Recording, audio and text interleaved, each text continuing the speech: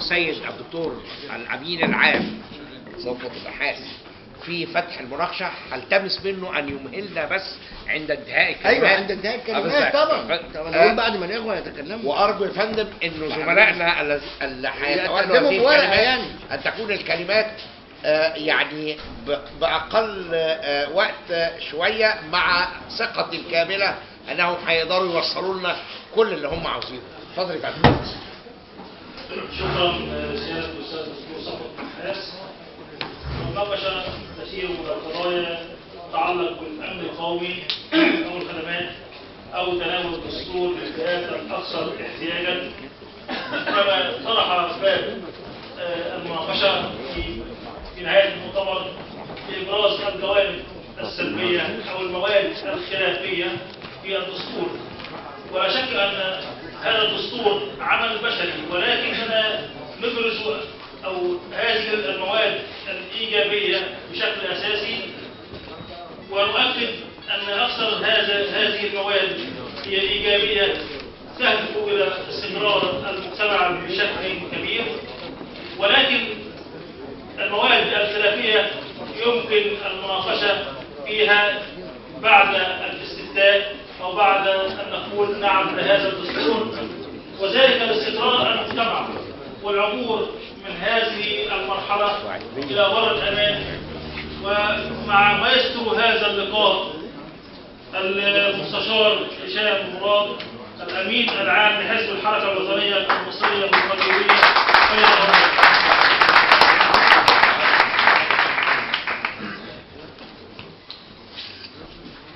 بسم الله الرحمن الرحيم. السادة الكرام، أنا برحب بكل الضيوف الموجودين، برحب بكل اللي ما قدرش يجي برضه، لأن أنا عارف ظروف الجو النهارده منعت ناس كتير جدا من الحضور، وبنشكر الهيئة العليا جميعها، ونشكر الأب الغائب الحاضر بيننا رئيس هذا الحزب السيد الفريق أحمد شفيق.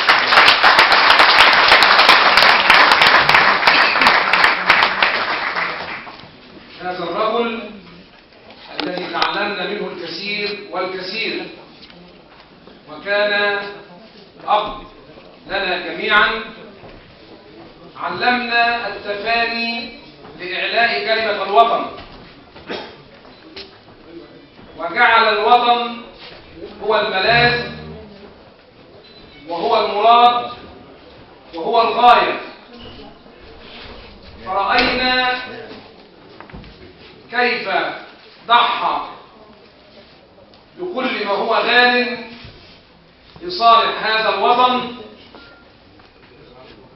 فضحى وهو يعلم والكثير يعلم إنه كان فائزا لرئاسة الجمهورية، ولكنه تناسى ونسي ذلك لمصلحة الوطن، حتى لا يجعل وطننا الغالي في عراق داخل الأمة. ثم فكر كثيرا في إنشاء هذا الحزب المحترم الذي أراد به خدمة الأمة العربية ثم المصرية، وإعلاء كلمة الوطن دائما وأبدا. فهو غائب ولكنه في قلوبنا حاضر دائما. ثم شكر العزيز الغالي للسيد المستشار يحيى أدري نائب رئيس الحزب،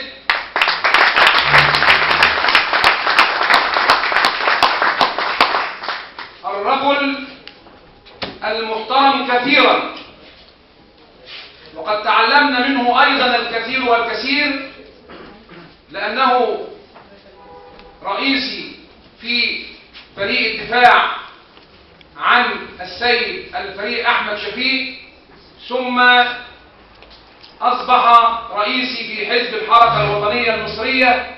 فكان لي الشرف أن أتعلم منه حب هذا الوطن ودائما وأبدا إعلاء كلمة الوطن هي الغاية والمراد، وبالتالي فأنا سعيد جدا لأكون دائما وأبدا تحت رايته أتعلم منه كيف أسير لخدمة هذا الوطن. شكرا سيد مستشار.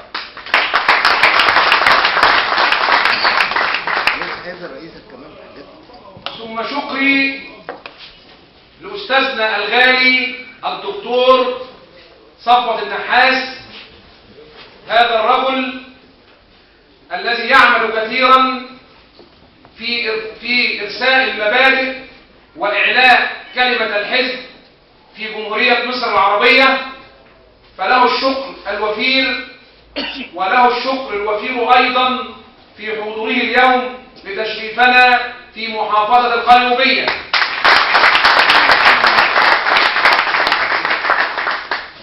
وكذا المهندس ياسر بورة عضو الهيئة العليا، الرجل المهذب الذي دائما وأبدا صامتا ولكنه كثير الحركة والإنتاج لتفعيل هذا الحزب في داخل مصر. وشكري للأخ الفاضل الأستاذ هشام الهرم عضو الهيئة العليا لتشريفه لنا اليوم، وشكري لكل الحضور. ثم أبدأ حديثي ولن أطيل عليكم، لأنني دائما وأبدا لن أمحض في الدستور حتى أقول ماذا أستفيد منه وماذا يتطلب علي أن أؤديه. فدائما وأبدا أقول أن مصر في هذه المرحلة محتاجة منا جميعا أن نتفانى وننسى مصالحنا الشخصية تجاه هذه الأمة لإعلاء كلمة مصر وجعلها بعيدا كل البعد عن المهاترات التي رأيناها من قبل في وجود حكم الإخوان. فدعونا نخرج يوم 14 و15 يناير حتى نمر بمصر ونعبر بها الطريق، ليكون هذا اليوم هو يوم العبور زي بالظبط يوم 73 أكتوبر. فدائما وأبدا نترك كل شيء ونفكر في إعلاء مصلحة الوطن. فالدستور يا فندم ليس قرآنا وليس إنجيلا، ولكنه قابل للتغيير والتعديل في أي مرحلة. ولكن دعونا نمر بالدستور بهذه الخطوة حتى نبني بلدنا بإذن الله.